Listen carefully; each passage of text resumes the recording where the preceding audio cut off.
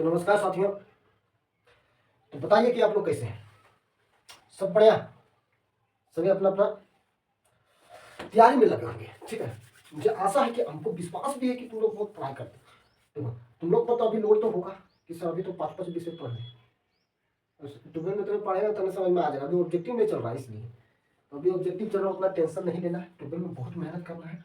अभी 11th में है तो हम लोग ऑब्जेक्टिव की ओर ध्यान देंगे, हम आकर्षित होंगे, अट्रैक्शन होंगे और उसको मजबूत करेंगे ऑब्जेक्टिव का, ठीक है। तो आज जैसे कि आप सभी जानते हैं कि हम जो पढ़ाए थे पिछली क्लास में, जो कि न्यू चैप्टर था यानी कि 7 चैप्टर था, उस चैप्टर का नाम था वो OOP था, यानी कि ऑब्जेक्ट ओरिएंटेड प्रोग्रामिंग था। आप लोग जानते हैं मेरे भाई कि क्या चैप्टर सर आप चैप्टर 7 पढ़ा रहे थे, सही बात है, लेकिन ये लेक्चर है, दूसरा लेक्चर है मेरे भाई, ठीक है। अब 2 लेक्चर ही रहेगा, इसमें 2 लेक्चर में समाप्त हो जाएगा। क्यों? क्योंकि ऑब्जेक्टिव हम लोग ज़्यादा डिटेल में नहीं पढ़ेंगे, इतने उतने पढ़ेंगे जितना वहाँ पूछा जाएगा। चलो, तो यहाँ हो गया लेक्चर 2। OOP है सर, आप OOP पढ़ा रहे हैं, इसका मतलब होता है ऑब्जेक्ट, क्या कहेंगे मेरे भाई, यहीं पे लिख देते हैं OOP। इसका हो गया object oriented programming, programming OOP। तो मेरे भाई OOP में मैंने बताया था कि सी प्लस प्लस में मैंने बताया था कि इसे OOP भी कहा जाता है, मैंने बताया कि सी प्लस प्लस, ठीक, उसी का एक पार्ट है, उसी का एक पार्ट है, टॉपिक है, जो कि OOP है सी प्लस प्लस में। उसे ऑब्जेक्ट ओरिएंटेड प्रोग्रामिंग कहते हैं। मैंने पिछली वीडियो में पढ़ाए थे, वो क्या पढ़ाए थे मेरे भाई आप उसे भी बताएंगे। तो मैंने प्रोग्रामिंग पैराडाइम्स पढ़ाए थे, ठीक है, प्रोग्रामिंग प्रोग्रामिंग पैराडाइम्स, डाइम्स, प्रोग्रामिंग पैराडाइम्स मैंने पढ़ाए थे।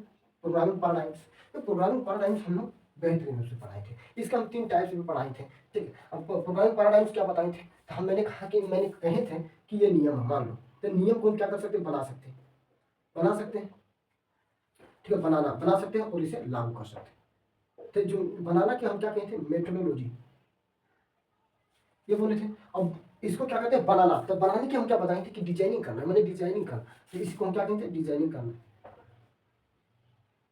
डिजाइनिंग करना, ठीक है। और इसको क्या बताए, लागू करना, और लागू करना का क्या बताए थे, implementing, implementing, implementing the program, ये मैंने बताए थे। मैंने क्या बताए थे कि जो मेथोडोलॉजी है वो क्या करता है, डिजाइनिंग करता है, एलिमेंटिंग और एलिमेंटिंग द प्रोग्राम, ठीक है। तो मेथोडोलॉजी जो नियम को है, नियम को हम बनाएंगे, उसको बाद लागू करेंगे, उसी को हम क्या कहेंगे, प्रोग्रामिंग पैराडाइम्स। तो इसका जो हम पूरा बता देते थे कि the define methodology, methodology of designing, क्या बताए थे, methodology of designing and implementing of the program, implementing of the program is called programming paradigms, ये हम बताएंगे, ठीक है। पिछली वीडियो में आप देख सकते हैं जाके। और इसके 3 टाइप्स भी बताए थे, जो कि पहला पहला था प्रो procedural procedural programming paradigms, programming paradigms, ठीक है। दूसरा क्या बताए थे, ऑब्जेक्ट, एक बताए थे ऑब्जेक्ट बेस्ड, ऑब्जेक्ट बेस्ड बताए थे, ऑब्जेक्ट बेस्ड प्रोग्रामिंग पैराडाइम्स, ठीक है। तीसरा बताए थे object oriented, oriented programming paradigms, ये बताए थे, ठीक है। तो ये हम कल डिस्कस किए थे। और एक चीज और डिस्कस किए थे, क्या डिस्कस किए थे मेरे भाई, ये बताएंगे आप लोग। तो हम बताते हैं कि क्या डिस्कस किए थे। हम डिस्कस यही किए थे मेरे भाई कि क्लास किसे कहते हैं। अरे कल बताया था कि क्लास किसे कहते हैं। अब कहेंगे सर क्लास में तो सब जाते हैं लोग, लेकिन कौन क्लास आप बता रहे हैं, तो बताइएगा। तो अब तो क्लास में तो मेंबर रहता है कि नहीं, कहेंगे जी सर जरूर आता मेंबर। अब जो ये मेंबर रहता है वो 2 प्रकार का रहता है, एक आता है सर डेटा मेंबर, अब ये डेटा मेंबर आता है, तो दूसरी कौन रहता है, तो दूसरा जो रहता है वो कौन रहता है बताएगा तुम लोग, मेंबर फंक्शन रहता है। कौन रहता है, तो सर मेंबर फंक्शन रहता है। अब दोनों को ये सब क्या करता है, माने डेटा मेंबर और मेंबर फंक्शन को एक सिंगल यूनिट में बांध करके रखता है, एक सिंगल यूनिट में बांध करके रखता है, उसी को हम क्या कहते हैं, क्लास कहते हैं। उसी को हम क्या कहते हैं, मान लो ये है लड़का और ये लड़की है, ठीक है, और दोनों को बांध दिया कि नहीं तुम लोग स्टूडेंट है, तो स्टूडेंट हुआ, उसी यही स्टूडेंट क्या कहलाएगा, क्लास कहलाएगा। कहलाएगा कि नहीं, तुम्हें बताओ कि लड़का लड़की, अगर लड़का लड़की है, ठीक है, अगर दोनों को हम एक सिंगल यूनिट में बांधेंगे तो क्या कहेंगे, स्टूडेंट कहेंगे, कहेंगे कि नहीं। तो इसी को डाटा मेंबर और मेंबर फंक्शन को एक सिंगल यूनिट में बांध करके रखता है, बाइंडिंग करके रखता है, सिंगल सिंगल इंटिटी, ठीक है, सिंगल यूनिट या इंटिटी, सिंगल इंटिटी में क्या करके रखता है, तो बांध करके रखता है, मानी बाइंडिंग करके रखता है सर, बाइंडिंग करके रखता है उसी को हम क्लास कहते हैं। और यही सब प्रोसेस के एक छोटी सी पार्ट को, मान लो इस पार्ट, मान लो ये क्लास है कि नहीं क्लास, तो ये छोटी सी पार्ट को, एक छोटी माने एक्सटेंस पार्ट को, एक्सिस्टेंस पार्ट को हम क्या कहेंगे, existence part of A class, माने क्लास की एक छोटी सी इकाइयां को हम क्या कहेंगे, ऑब्जेक्ट कहेंगे। इसी को हम ऑब्जेक्ट कहते हैं। ये समझ गए तो ऑब्जेक्ट किसे कहते हैं। मैंने क्लास और ऑब्जेक्ट कल बता दिए थे। आज जो बताऊंगा मेरे भाई वो क्या बताऊंगा, आप लोग बताएंगे। तो ये सब जो बताएंगे आज वो बताएंगे हम general concept of OOP, general concept of OOP बताएंगे। ये हम बता दिए थे कल। आज जो बताऊंगा जनरल कंसेप्ट ऑफ ओओपी। अब इसको किसे याद करेंगे, कुछ नहीं करना, डीएम, आप लोग डीएम तो सबको देखेंगे, बस डी के पहले, डीएम के पहले डी लगा देना, उसके बाद आईपी लगा देना, बस। इससे क्या होगा सर, तो पहले बताएंगे जो पहला जो पढ़ना है वो क्या करना, data abstraction, data abstraction.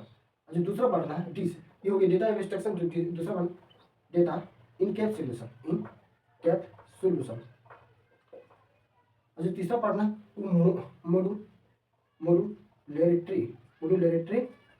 Modularity, हाँ। चौथा जो पढ़ना है इनहेरिटेंस, और जो पांचवा पढ़ना है वो पढ़ना है पॉलीमॉर्फिज्म। क्या क्लियर दिखाई दे रहा है हमारे भाई? एक मिनट देखते हैं।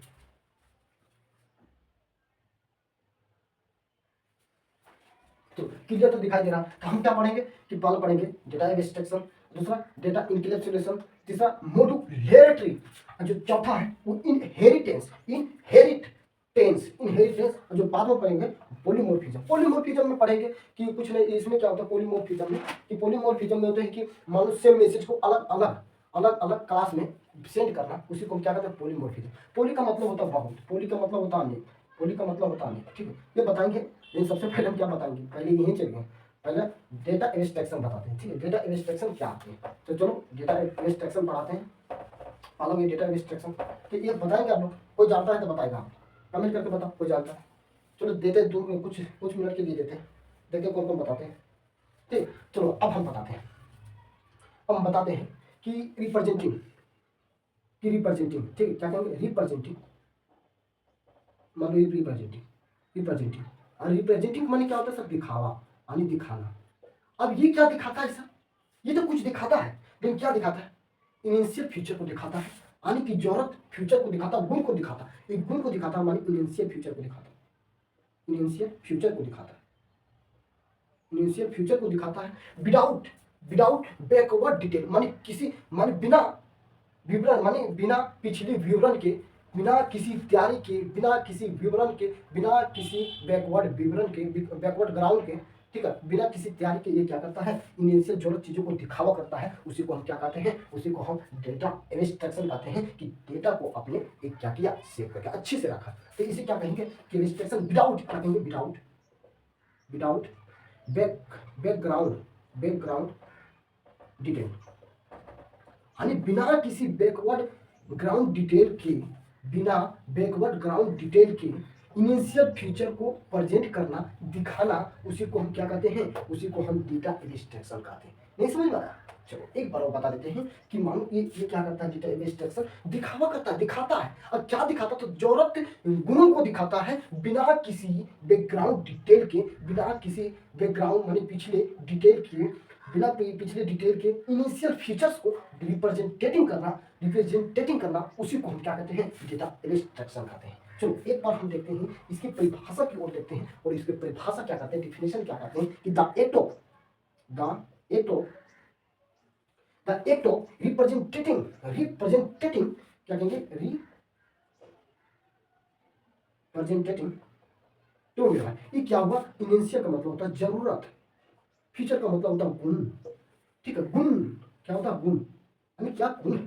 The act of representing of initial features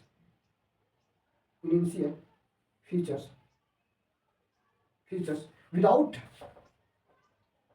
including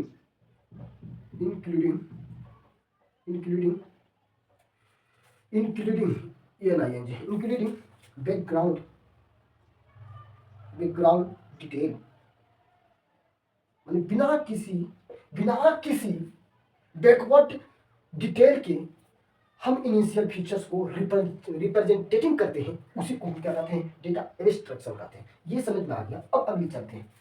याद कर लेना नहीं होता तो the act of the representing of initial features without including of background details. ठीक है, तो ये आप समझ गए। अब आगे चलते हैं।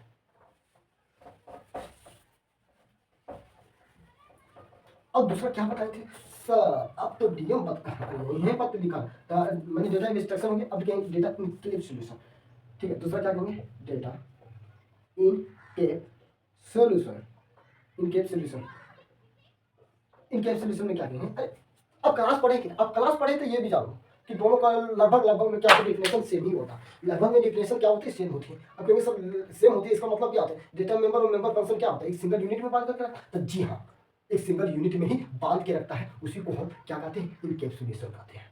क्या सर, आप तो क्लास और इनकैप्सुलेशन का तो आप सेम ही परिभाषा बताएं, तो सेम परिभाषा होता तो सेम ही बताएंगे मेरे भाई। ठीक है, तो मैंने क्या कहा कि ये कहें, इसको हम कहेंगे कि देखो ये क्या है, member.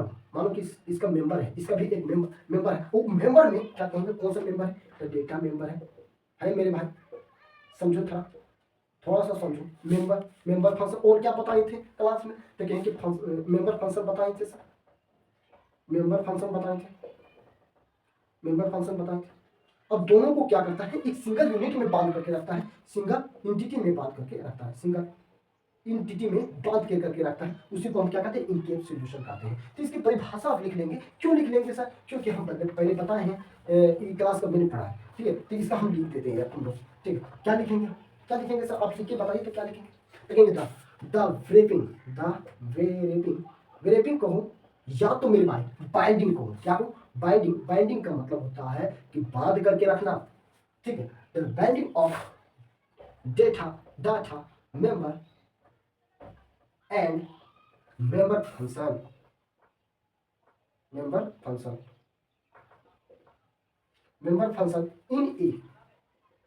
In a single entity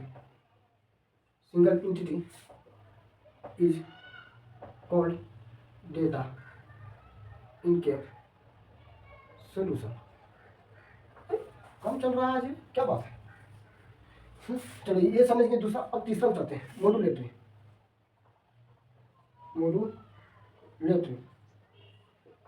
रुक जाना मेरे भाई, दिखता है कि मैं पहले देखने को।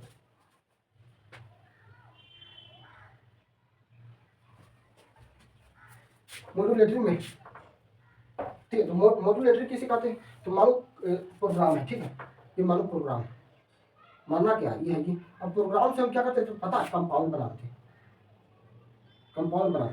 थे। जैसे में ये कंपाउंड होते, कैसा कंपाउंड होना चाहिए, तो डिकम्पोजिशन होना चाहिए। तो डिकम्पोजिशन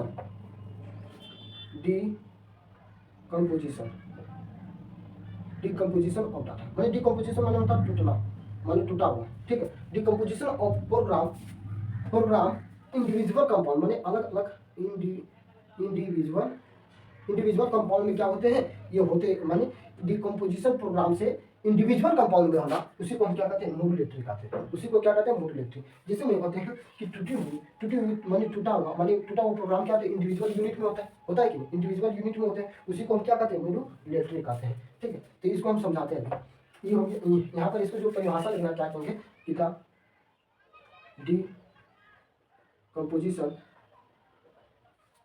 डिकम्पोजिशन ऑफ प्रोग्राम।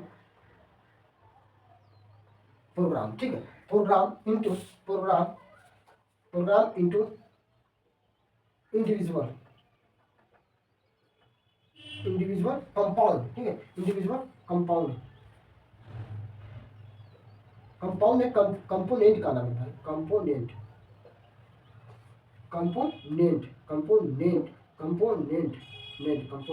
ठीक है, कंपोनेंट होगा, गलती से मैंने बोल दिया कंपोनेंट इज कॉल्ड मॉड्यूलेटरी।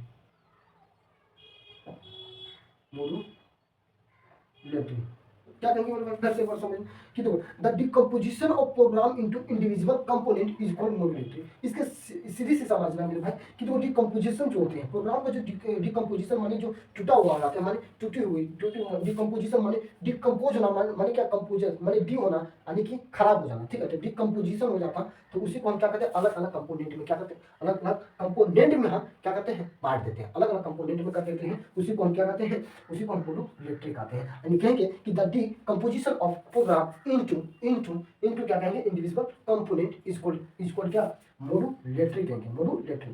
चौथा हम देख लेते हैं, चलो चौथा हम देख लेते हैं। थोड़ा सा मार्कर कम चल रहा है। इनहेरिटेंस, इनहेरिटेंस, इनहेरिटेंस, ठीक है। इनहेरिटेंस, इनहेरिटेंस में क्या होता है ये समझते हैं। इनहेरिटेंस, इनहेरिटेंस, ठीक है। इनहेरिटेंस में समझेंगे कि जो पुरानी क्लास होती है, अब जो पुरानी क्लास को नई क्लास में हम क्या करते हैं, फॉर्मिंग करते हैं, बनाते हैं, माने पुराना क्लास से जो नया क्लास बनाना, उसी को हम क्या कहते हैं, तो इनहेरिटेंस कहते हैं। जैसे मेरे भाई कि एग्जैक्टिंग, एग्जैक्टिंग क्लास, एग्जैक्टिंग माने एग्जैक्टिंग क्लास, एग्जैक्टिंग क्लास ही है शायद, एग्जैक्टिंग क्लास, ठीक है। एग्जैक्टिंग माने क्या होता है, पुराना क्लास, पुराना क्लास से हम नया क्लास में यानी न्यू क्लास में, न्यू क्लास में हम क्या करना, फॉर्मिंग करना मेरे भाई, क्या करना, फॉर्मिंग करना, उसी को हम क्या कहते हैं, इनहेरिटेंस कहते हैं। समझ में आया। चलो हम एक बार और रिवाइज करते हैं कि एग्जैक्टिंग क्लास से न्यू क्लास, एग्जैक्टिंग माने पुराना क्लास से जो नई क्लास में क्या करते हैं, फॉर्मिंग करते हैं, बनाते हैं, ठीक है। पुराना क्लास से नया क्लास में बनाना, नया क्लास बनाना, उसी को क्या कहते हैं, तो इनहेरिटेंस कहते हैं। अब इनहेरिटेंस का दो प्रकार हो, इनहेरिटेंस माने दो क्लास होते हैं, एक होता है बेस क्लास, एक बेस क्लास होता है, तो एक सब क्लास होता है, एक बेस क्लास होता है, तो एक सब क्लास होते हैं, ठीक। जैसे मैं इसका परिभाषा जो लिखते हैं मेरे भाई, परिभाषा क्या लिखेंगे, डिफिनेशन क्या लिखेंगे, डिफिनेशन क्या लिखेंगे, ये समझते हैं कि कहेंगे कि द, या तो it is the process, it is the process of exiting, exiting class, exiting class नहीं कहेंगे, it is process of forming, ठीक है, फॉर्मिंग करता है, फॉर्मिंग न्यू क्लास, माने न्यू क्लास क्या करता है, फॉर्मिंग करता है न्यू क्लास फ्रॉम, किससे, तो एग्जिटिंग क्लास से, एग्जिटिंग क्लास कहने का मतलब ये हुआ कि प्रोसेस करता माने फॉर्मिंग करता, बनाते हैं, न्यू क्लास बनाते हैं फ्रॉम एग्जिटिंग क्लास, यानी एग्जिटिंग क्लास से एक नए क्लास को बनाते हैं, फॉर्मिंग करते हैं, उसी को हम क्या कहते हैं, इनहेरिटेंस कहते हैं। अब इनहेरिटेंस का समझते हैं, मैटर समझते हैं। इनहेरिटेंस कहता है कि ओहो क्या बात है कि पुराने क्लास से नए क्लास में बनाना, उसी को हम इनहेरिटेंस कहते हैं। लेकिन ये इनहेरिटेंस का दो दो दो क्लास होता है। जैसे में दो क्लास हुआ, माने इनहेरिटेंस माने जब बना न्यू क्लास बना तो दो क्लास बना। अब एक बना बेस क्लास, तो एक बना सब क्लास। अब ये सब क्लास बेस क्लास तो क्या होता है इसको हम जानेंगे, लेकिन इसमें नहीं बल्कि 12th में जानेंगे। हम अभी क्यों पढ़े, हम अभी क्यों पढ़े, जब पूछेगा नहीं, पढ़ेगा मैंने पूछेगा 12th में, तो हम 12th में बताएंगे। बस खाली ये जान लो कि एक होता है बेस क्लास होता है, बेस क्लास होता है, और एक सब क्लास होता है, सब क्लास में होता है। तो ठीक, तो एक पहला हो जाता है बेस क्लास, दूसरा हो जाता है सब क्लास, ठीक है। और इनहेरिटेंस हम उसे कहते हैं जो उस प्रोसेस को कहते हैं जो कि पुरानी क्लास से एक नई क्लास में फॉर्मिंग करना, उसी को हम इनहेरिटेंस कहते हैं। दूसरी ये तो चौथी हो गई। अब पांचवी हम चलते हैं, पांचवा, यानी कि पांचवा क्या कहें सर, अब बताइए तो। पांचवा जो बच गया मेरे भाई, वो पांचवा बच गया पी। पी से क्या होती है, तो पी से हो जाता पांचवा पॉलीमोर्फिज्म। सर पोली माने होता है अलग अलग, यानी अनेक, अनेक होती है, क्या होती है, अनेक होती है। सर मोर्फिज्म का मतलब क्या होता है, देखो, एक फिजिक्स तो मैंने सोचा, मैंने केमिस्ट्री में फिजिक्स समझा, ठीक है। फिजिक्स तो हम जानते हैं कि फिजिक्स जो होता है वो लविंग होती है, क्या होती है, चाहत होती है, क्या होती है, चाहत, यानी एक दूसरे से चाहत होती है, उसी को हम फिजिक्स कहते हैं। लेकिन यहाँ फिजम है, तो फिजम का मतलब हम बाद में समझाएंगे, लेकिन हम पॉलीमॉर्फिज्म समझाएंगे कि कंप्यूटर में पॉलीमॉर्फिज्म क्या होती है। सबसे पहले मेरे भाई कि इसमें जो इसको जो कहते हैं परिभाषा कि मैसेज होते हैं, माने सेम मैसेज को ये क्या करता है, सेम मैसेज को अलग अलग यानी कि डिफरेंट क्लास में क्या करता है, सेंड करता है, क्या करता है, सेंड करता है। उसी को हम क्या कहते हैं, पॉलीमॉर्फिज्म कहते हैं। क्या कहा मैंने भाई, क्या बोला मेरे भाई, तो ये बोला कि जो सेम मैसेज है, सेम मैसेज को अलग अलग क्लास में पहुंचाना, सेंड करना, उसी को हम क्या कहते हैं, पॉलीमॉर्फिज्म कहते हैं। समझते हैं, हम डिफरेंशियल लिखते हैं, उसको बात समझते हैं मेरे भाई। जैसे भी कहेंगे the process in which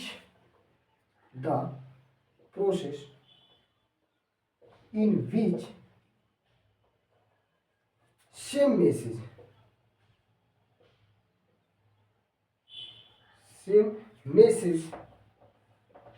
sent can send different class, can send to can be sent, ठीक है, can be sent to different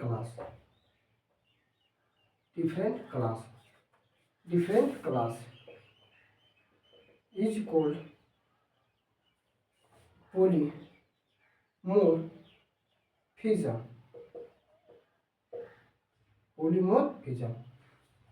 तो ये समझ गए कि सर इसमें कुछ नहीं है सर, क्या है, तो सेम मैसेज को हम क्या करते हैं, डिफरेंट मैसेज मैंने डिफरेंट क्लास में हम क्या कर सकते हैं, डिफरेंट क्लासेस में क्या कर सकते हैं, सेंड कर देते हैं। यानी एक ही मैसेज माने सेम मैसेज को हम अलग अलग क्लास में यानी सेंड करते हैं, भेजते हैं, उसी को हम क्या कहते हैं, पॉलीमॉर्फिज्म कहते हैं। आज की चैप्टर यहीं समाप्त होती है मेरे भाई। और ये चैप्टर 7 चैप्टर था, जो कि 7 चैप्टर का नाम था OOP। अगले जो चैप्टर आएंगे उस चैप्टर को नाम देखेंगे, और अगली चैप्टर शायद मेरे ख्याल से गेटिंग स्टार्टेड विथ C++ होनी चाहिए, यानी वो स्टार्ट कर हो सकता है वो लाएंगे, ठीक है। बाकी यहीं तक आज की वीडियो यहीं तक रहेगी। मैंने जो पढ़ा दिया मेरे भाई, क्या क्या पढ़ाए थे, तो मैंने जो बताए थे आप ये समझो कि मैंने क्या क्या बताए थे, कि मैंने डीएम पहले बोले, उसको बाद डी और IOP। इसमें मैंने क्या मैंने पढ़ाए कि डाटा एब्स्ट्रैक्शन, डेटा इनकैप्सुलेशन